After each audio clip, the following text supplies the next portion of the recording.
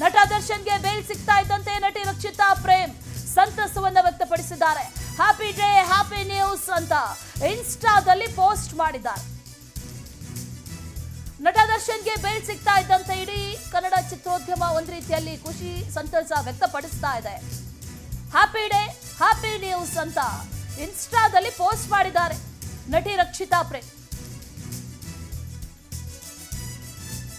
ನಟಿ ರಕ್ಷಿತಾ ಅನೇಕ ಸಿನಿಮಾಗಳನ್ನ ದರ್ಶನ್ ಜೊತೆ ಮಾಡಿದ್ದಾರೆ. ಜೊತೆಯಲ್ಲಿ ಅವರ ಜೊತೆ ಒಂದು ರೀತಿಯಲ್ಲಿ ಅವಿನಾಭಾವ ಸಂಬಂಧವನ್ನ ಕೂಡ ಇಟ್ಕೊಂಡಿದ್ದಾರೆ. ಜೊತೆಗೆ ಜೈಲಲ್ಲಿದ್ದಂತಹ ಸಂದರ್ಭದಲ್ಲೂ ಕೂಡ ಪ್ರೇಮ್ ಹಾಗೂ ರಕ್ಷಿತಾ ಇಬ್ರು ಕೂಡ ಹೋಗಿ ದರ್ಶನ್ ಭೇಟಿಯಾಗಿದ್ರು, ಮಾತುಕತೆಯನ್ನ ನಡೆಸಿದ್ರು, ಬಹಳ ಬೇಸರವನ್ನ ಕೂಡ ವ್ಯಕ್ತಪಡಿಸಿದ್ರು, ಕಣ್ಣೀರು ಹಾಕಿದ್ರು. ಇನ್ಫ್ಯಾಕ್ಟ್ ರಕ್ಷಿತಾ ಈಗ ಇನ್ಸ್ಟಾದಲ್ಲಿ ಒಂದು ಪೋಸ್ಟ್ ಮಾಡಿದ್ದಾರೆ. Rakshita happy day, happy news.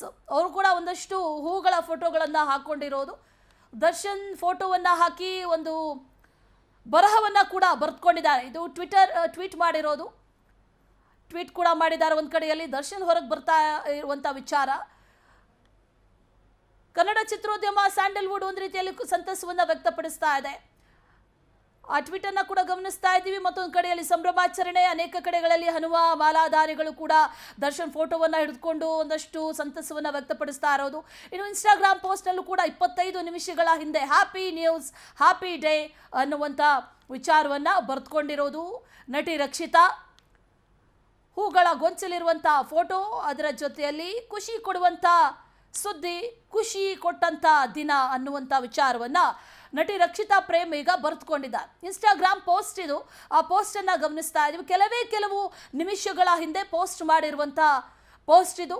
ನಟಿ ರಕ್ಷಿತಾ ಪ್ರೇಮ್ ಪೋಸ್ಟ್ ಅದು, ಅದನ್ನು ಗಮನಿಸ್ತಾ ಇದ್ದೀವಿ. ಒಂದು ಹೂಗಳ ಗೊಂಚಲಿರುವಂಥ ಫೋಟೋ, ಹೂಗಳ ರೀತಿಯಲ್ಲಿ ಅರಳ್ತಾ ಇರಲಿ ಜೀವನ ಅನ್ನುವಂಥ ರೀತಿಯಲ್ಲಿ ಆ ರೀತಿಯ ಮೆಸೇಜ್ ಕೊಡುವಂಥ ಫೋಟೋ, ಖುಷಿ ಕೊಟ್ಟಂಥ ದಿನ, ಖುಷಿ ಕೊಟ್ಟಂಥ ಸುದ್ದಿ, ಒಳ್ಳೆಯ ದಿನ, ಶುಭ ದಿನ ಅನ್ನುವಂಥದ್ದನ್ನು ಇನ್ಸ್ಟಾಗ್ರಾಮ್ನಲ್ಲಿ ಪೋಸ್ಟ್ ಮಾಡಿದ್ದಾರೆ, ಸ್ಟೋರಿ ಪೋಸ್ಟ್ ಮಾಡಿದ್ದಾರೆ ನಟಿ ರಕ್ಷಿತಾ ಪ್ರೇಮ್. ಅದನ್ನು ಕೂಡ ಗಮನಿಸ್ತಾ ಇದ್ದೀವಿ ಒಂದು ಕಡೆಯಲ್ಲಿ. ಮತ್ತೊಂದು ಕಡೆಯಲ್ಲಿ ಅಭಿಮಾನಿಗಳ ಸಂಭ್ರಮಾಚರಣೆ ಒಂದು ಕಡೆ, ಮತ್ತೊಂದು ಕಡೆಯಲ್ಲಿ ಇಡೀ ಕನ್ನಡ ಚಿತ್ರೋದ್ಯಮವೂ ಕೂಡ ನಟ ದರ್ಶನ್ ಜೈಲಲ್ಲಿದ್ದಂಥ ಸಂದರ್ಭದಲ್ಲಾಗಿರ್ಬೋದು, ಈ ಕೇಸ್ ಕೇಳಿಬಂದಂಥ ಸಂದರ್ಭದಲ್ಲಾಗಿರ್ಬೋದು, ಇಡೀ ಚಿತ್ರೋದ್ಯಮ ಕೂಡ ಬಹಳ ಕಳವಳವನ್ನು ವ್ಯಕ್ತಪಡಿಸಿತ್ತು. ಕಿಲಿಂಗ್ ಸ್ಟಾರ್ ದಾಸನಿಗೆ ಬೇಲಾಗಿದೆ, ತರುಣ್ ಸುಧೀರ್ ಪೋಸ್ಟ್ ಮಾಡಿದ್ದಾರೆ. ಹನುಮ ಜಯಂತಿಯ ಶುಭಾಶಯಗಳು ಅಂತ ಪೋಸ್ಟ್ ಮಾಡಿದ್ದಾರೆ.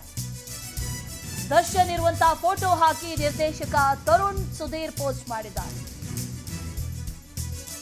ಬೇಲ್ ಸಿಕ್ಕಿದೆ.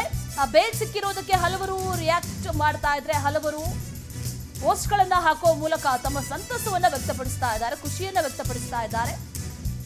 ದರ್ಶನ್ ಇರೋ ಫೋಟೋವನ್ನ ಹಾಕಿದ್ದಾರೆ ನಿರ್ದೇಶಕ ತರುಣ್ ಸುಧೀರ್. ಇತ್ತೀಚೆಗೆ ಮದುವೆ ಆದಂತಹ ಸಂದರ್ಭದಲ್ಲೂ ಕೂಡ ದರ್ಶನ್ ಇರಲಿಲ್ಲ ಅನ್ನುವಂಥ ಬೇಸರವನ್ನ ತರುಣ್ ಸುಧೀರ್ ವ್ಯಕ್ತಪಡಿಸಿದ್ರು.